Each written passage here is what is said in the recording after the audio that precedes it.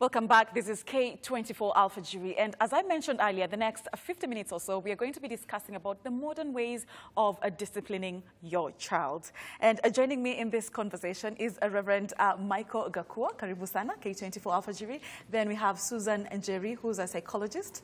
And finally, we have Samuel Kanja, who is a life coach. Karibuni sana, very nice to have you. So and Reverend Michael and Susan are actually married. So this is really good that we are getting to have this conversation with parents. As we are actually just going to start on this conversation, first of all, let me start with Reverend Michael. Where do children get their values from? Is it from home or from church or from the society?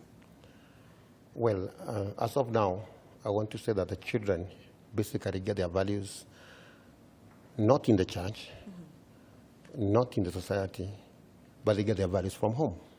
Okay. They learn from their parents, because parents are actually also models for their children.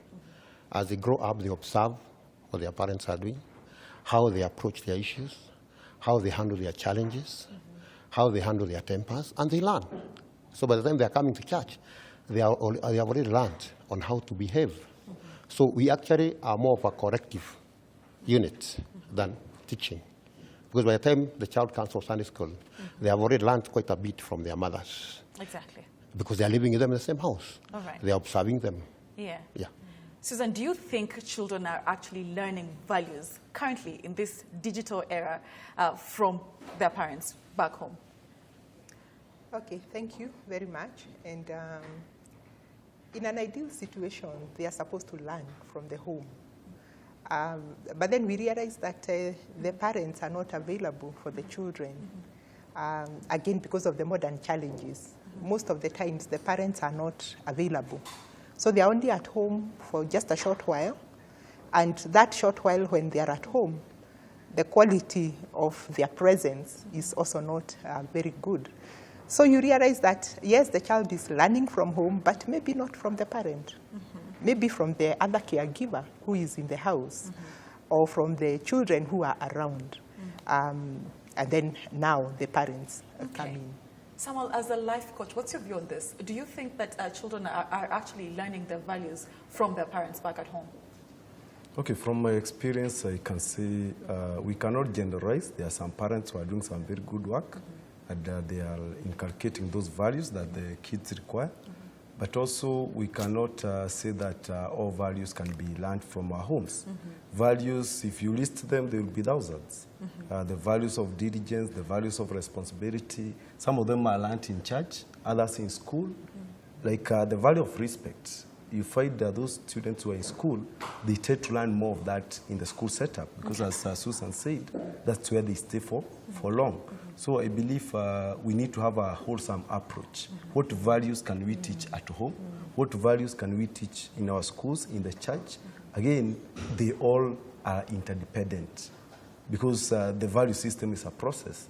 For you to get it, it's a process. So parents are there, they need to do their work well, but all the other people in the society, they also need to do their part, so that you have all values, so that I don't have all the other values, but I lack the value of diligence. I'm a very good person, but I'm not active in life. So I need to learn that across. Okay, and I do understand we all have children, right? Yes. Except myself. Except yourself. So how many children do you have? Two.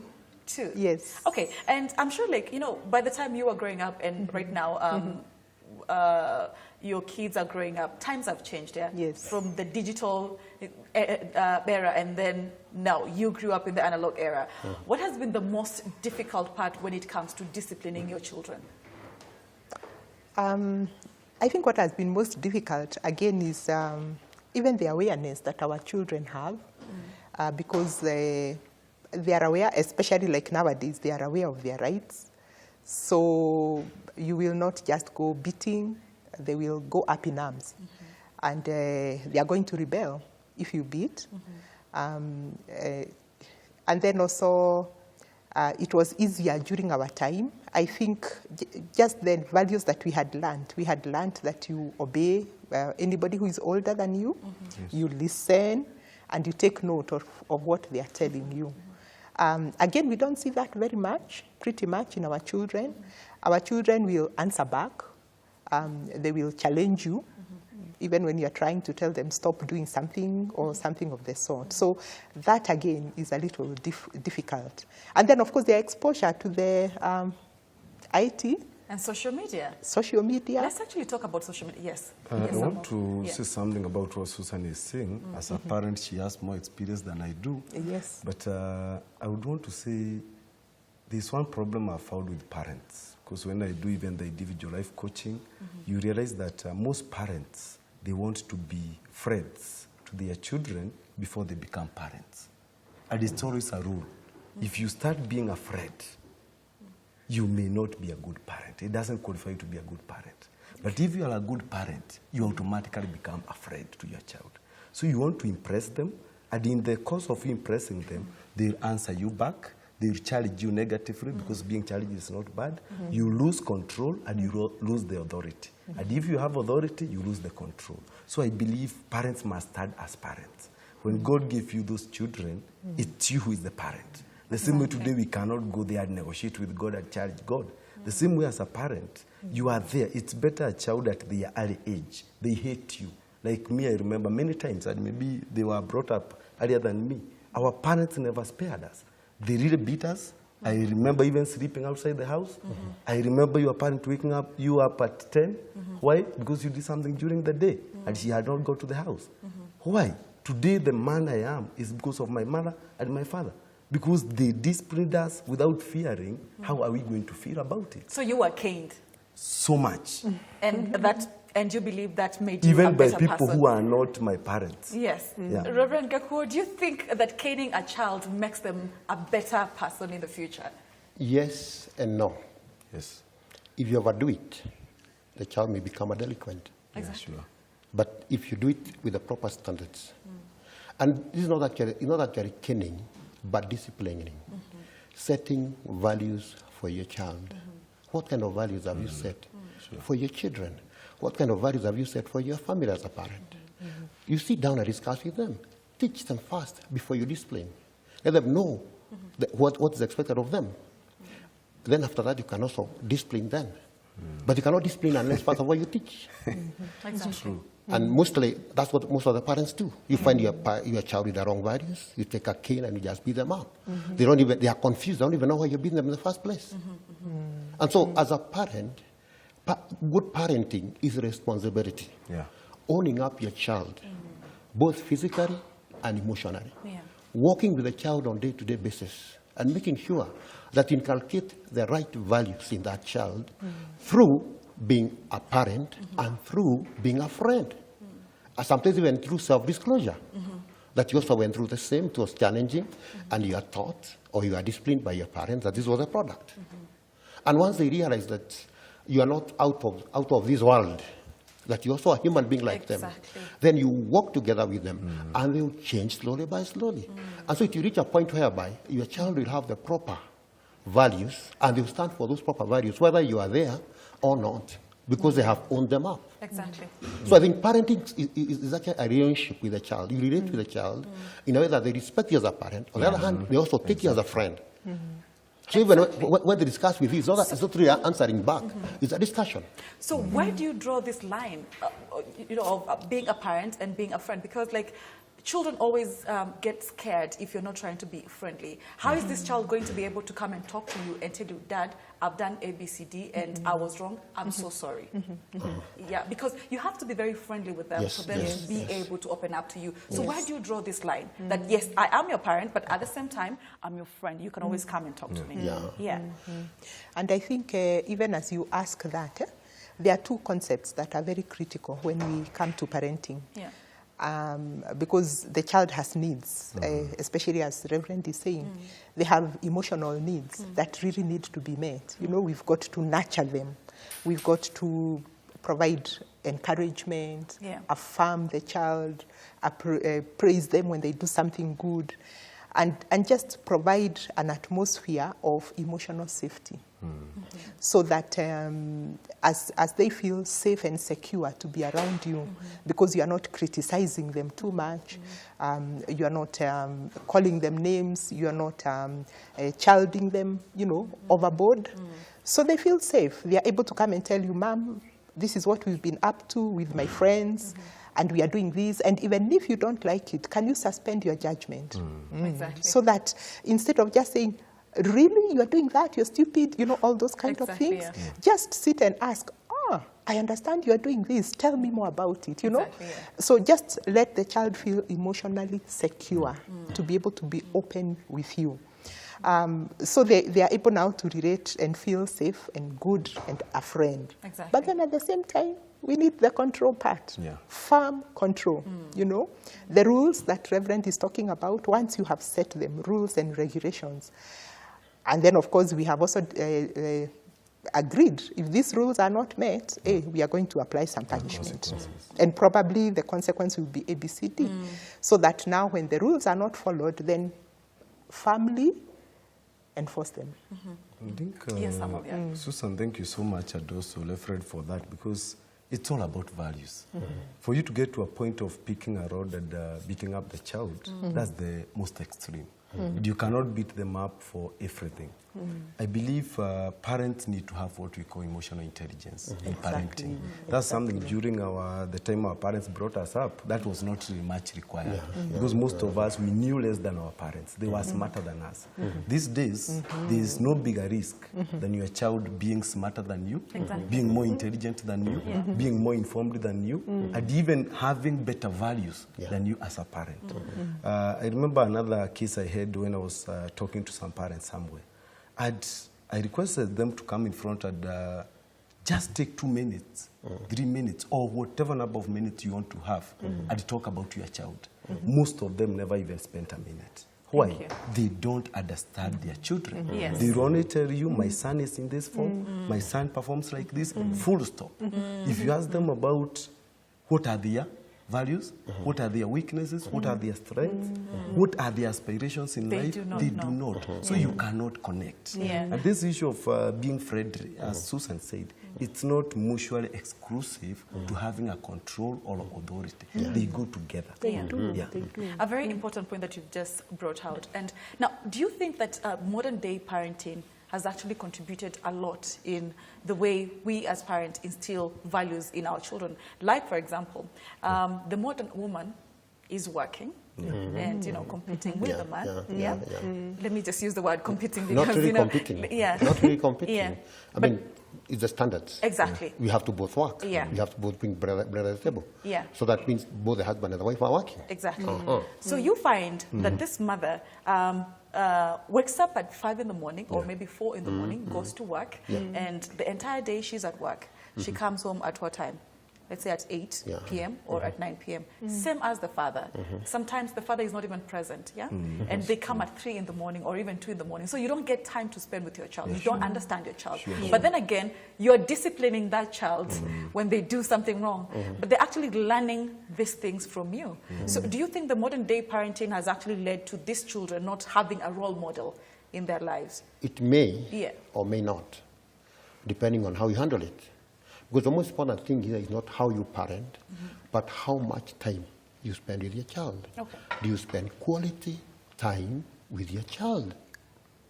Do you maintain that quality time? You sit down with your child and talk about issues, discuss about values, teach them about what you want them to learn. Because the moment you leave these children with your house girl, who definitely have gotten from the village, who definitely never did well in school, do you want these values in your child? Or do you want your own values? And so in this case, as a parent, you'll need to spend quality time with your child. Even as you come back home late, make sure you spend those few minutes doing the homework and sharing and discussing about issues. If your children are small, take time to bathe them so that even as you bathe them, you'll be able to establish whether they were abused during the day or not. But now when you just leave everything to work naturally, then you have nobody to blame but yourself because you never took time to inculcate this discipline in your children. Yeah. And I think I agree with the pastor on that. I'd say that fathers must work. Mothers must work. Life has become very expensive, and if you don't work, the family will break up. Definitely. But we must strike a balance. Because what is this that is making you late every day of the week for a whole year? What is this that you are doing? The greatest gift that God can give a mother or a father is the gift of parenting.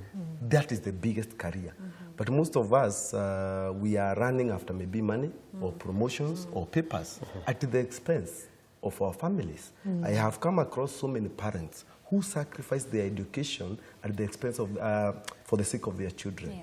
And these children, if you look at them today, they are very good men, and their mothers manage to go back to school without inconveniencing the children. How many of us can do that? Because unless you have the work-life equilibrium, where you can balance all the aspects of life, trust you me, Exactly. even being present, what he said, quality time, you may be present, but you are not reliable. You may be just there with the remote, watching the, the political debates, just on your phone, like this, sitting on the sofa. You are there, yes, as a father. But you're it's not there. You are Not not physically there. You are not physically there. So I believe let's balance between work, family, because if something was to happen at your work, where are you going to go back? Back Who are the people who are going to take care of you? It's your children, it's your family members. Exactly. So let's not forget the institution of the family and the institution of marriage, because this is where most of the problems the children are going through. That's why I don't like condemning them from the word go. You need to listen to them to understand the issues they are going through. Yeah. But there is nothing like modern day parenting. It's a modern day mindset. There is no manual for parenting that has changed. Yeah. Our parents never went to school, but they brought us up very, very well. So it's not about education. You don't need to be educated to be a parent. Exactly. Even the ones on the streets. However, Yes. there are many barriers to parenting, Yeah, as they were barriers are then. there. Yeah, I was sure. brought up during the time when there was only VOK, which would open at 5 o'clock in the evening. So the TV was very short. There was very true TV. Yeah. Yeah. There was more of play than TV. Yeah. Currently, the TVs are on 24/7. Sure. The phones are on 24/7. Exactly. Google is there 24/7. Exactly. And so this is aspect of where you'd want to be a good parent. And so you really spend that quality time with your parent, but you're not friends. Yeah. So what will happen? You'll be the teacher here on this side. Google will be the other teacher on the other side. So they have to compare the two. They're learning from the world. They are learning from the world. Yes. So that's what I'm saying. You must be involved in your child's life. It's an involvement. You must be part and parcel of their life. Exactly. When they become teens, you must learn Sheng. Speak Sheng with them. Exactly. Play around with them. Yeah. I remember when my son was growing up, I would go to his bedroom with a pair of shorts, sit on his bed, talk to him. We used to call it boy-to-boy talk. We talk about issues. And when we are talking, because the mother was not there then, she would feel like I was an age mate. And you share his life with me. I never condemned, but I self-disclosed. Yeah, In the course of my self-disclosure, he was also learning from one side. Today he tells me, Daddy, I appreciate you because you have been a good daddy to me. You have walked with me through thick and thin. Even when I was wrong, you never condemned me, but you showed me how to do it right. Exactly. Today I'm able to stand on my 2 feet. He's 28 years now. He doesn't live in our place. Oh, wow. And so he's able to stand on his 2 feet. I'm not scared of where he is because I know he has the proper kind of values that were inculcated by me. Okay. As much as I'm a pastor, I don't go condemning them and telling Shetani and Shindwe and also praying for them. But I have to get into their world. I have to understand what they are going through. I have to understand their context per se. So that now from there, I'll be able now to guide them on how to go about it. That's the role of the parent. Yes. But did you as a reverend feel any pressure bringing up your children? Because, the congregation is looking at you because you are the example, right? So did you feel any pressure, like when it comes to your children, like making sure that your children are doing the right thing all the time? Yes, there is. A lot of pressure. How because did you I go teach about- parenting, Yeah. they will expect me to practice whatever I preach at home. So in that case, you find in most cases you are expected to bring up your children the correct way. But that notwithstanding, Susan was very helpful. She did psychology, and so she'll bring in her psychology plus my theology. Then you have to critically look at our children and say, at the end of the day, this is our family. We don't have to really pressurize on them to be faithful and to be holy, but you can teach them on how to be holy, then let them be. Exactly. And wow, you spoke about the way, things have, times have changed, things have changed. When you were growing up, it was VOK. Right now we have TVs, like over 1,000 stations actually in the world. We have mobile phones, we have other kinds of gadgets where these children are actually learning from. Now, I'm sure, Susan, when you're growing up, you kept on telling yourself that these things that I'm lacking right now, I'm going to make sure that my children have them. Things like phones, right? And yet now you start condemning this kid when they're overusing this phone and punishing them by not giving them the phones. How do you bridge this gap between, that analog era and this, this digital era? That's quite an interesting question, because really what you're saying, that's exactly what was going on in our minds, the things we lacked when we were growing up. And during our era, our parents lacked many things. Resources were not enough. Yeah. We lacked many things. And somehow we kept telling ourselves, when I get my children, I'll make sure they have what I didn't get. Okay? So now the era of digital has come in, and you're saying, wow, they need the phone. They need to look like every other kid, and so on and so forth. But I think what has been most helpful for us is really to sit down and agree what are the goals that we want for our children. Which direction do we want our children to take? So that even as we are giving them the phones, we are asking ourselves, what do we want them to gain from this phone? Exactly. So having that goal in mind enables us now to be able to come down and say, this is the behavior that we ought to have them do, even with these particular phones. So that even as we are buying them the phones, we sit and we agree, by the way, this phone is nice, internet is nice, but guess what? Our relationship is better. So we are able to come up with some rules that will enhance our relationship is good. We are able to come up with rules that will, decide that going to these sites is dangerous, and so on and so forth.